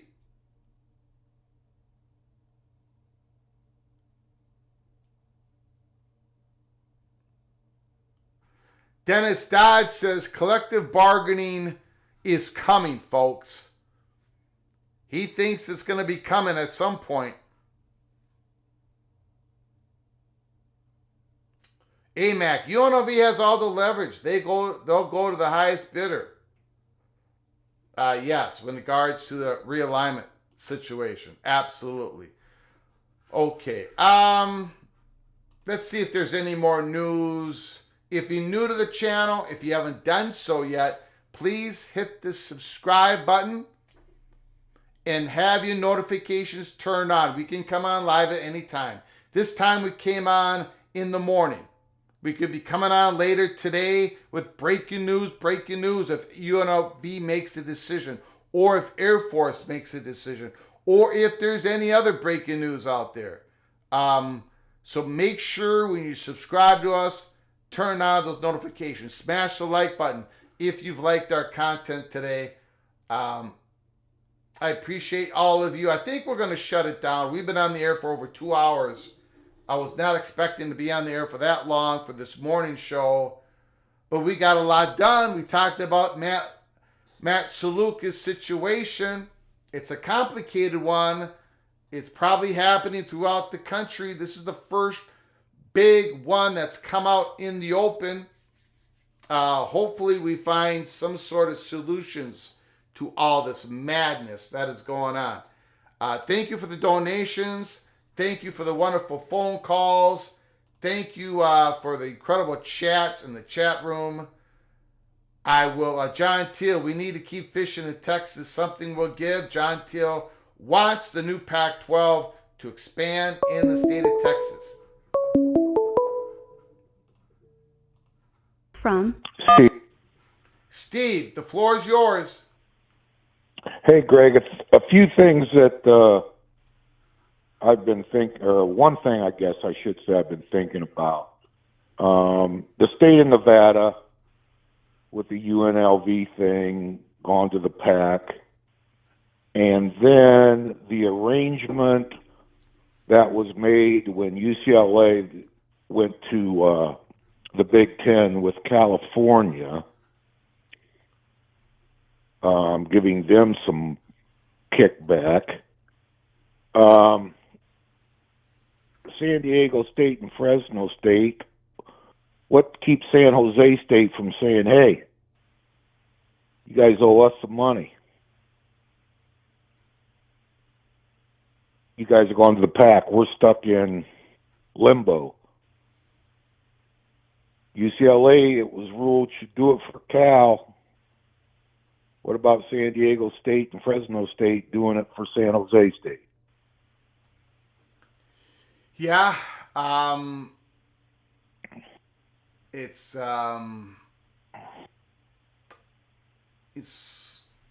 kind of the same. I mean, they're all in the same system. Yep. You know? Yep. I just don't think the the San Jose State really has any traction whatsoever. Like, I don't think the Pac-12 is looking for 3 California schools. No, you're missing. I didn't make myself clear. No, go ahead. I'm just adding on to it. Go ahead. Oh, okay. Yeah. I'm just saying what's good for Cal from UCLA should be good for San Jose State, from San Diego State and Fresno State. Yeah. No, I understand. Yep. Yep. You think they should be able to get a calimony tax going their way, right? Yep. Yeah. Yep. Well, we'll see if that happens. You know, this is all kind of still new, right? It takes a little while for these people to meet, these Board of Regents meeting, for San Jose State to get their ducks in a row. We could be hearing that story, Steve. Well, if I'm San Jose State, I'd be at the top of my priority list. Yeah. You know, I don't care if it's just a few million.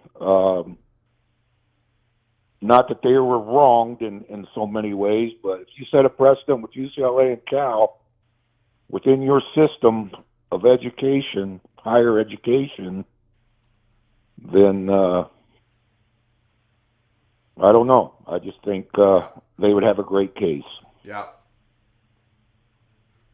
Other than that, not much more to add. The UNLV quarterback thing, can't believe there's something wasn't put on paper somewhere, somehow. Yeah. That's kind of shocking. I mean, if there's nothing on paper by either party, my goodness, what the heck has gone on there? Yeah. That's just, I can't even fathom that. I mean, when there's, when there's, for lack of a better word, a promissory note, it doesn't take signatures. Here's Ross Dellinger of 1 minute ago. Matthew Saluka's agent, Marcus Cromartie, confirms to Yahoo Sports that nothing was signed. But the coaches promised $100,000 to Saluka during recruitment. Saluka's recruiter was UNLV offensive coordinator Brendan Marion. Cromartie, the collective, may not have agreed to $100,000, but the coaches did. Again, everything that I've read out in the open is Matthew Saluka's agent did his client no good. I mean, that is... Oh, I mean, yeah. Yeah. Yeah. And you don't have anything signed, and you haven't coaches promise you, but not the collective who's going to be paying it. That's not good. That's being a lousy agent. Yeah, that's not being aware of anything going on in any kind of circumstance. Yeah.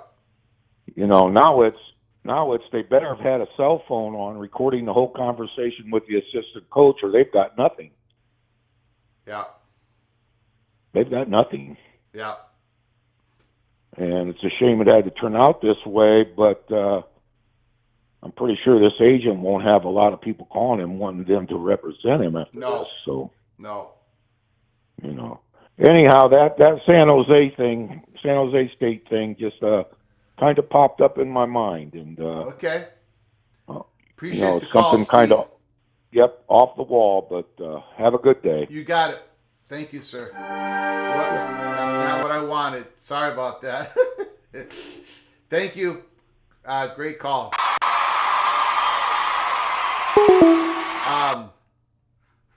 Cincinnati, Texas Tech. Big game in the Big 12. Okay, so we're going to wrap it up. I want to thank everybody for hanging with us. We've been on the air for over 2 hours, and we had one little bad start. I had to redo the program, but it looks like we did not have any buffering. We had an excellent live show. So hopefully the couple changes we made work, but maybe not. Maybe if we come on later live tonight, it's all going to go pear-shaped.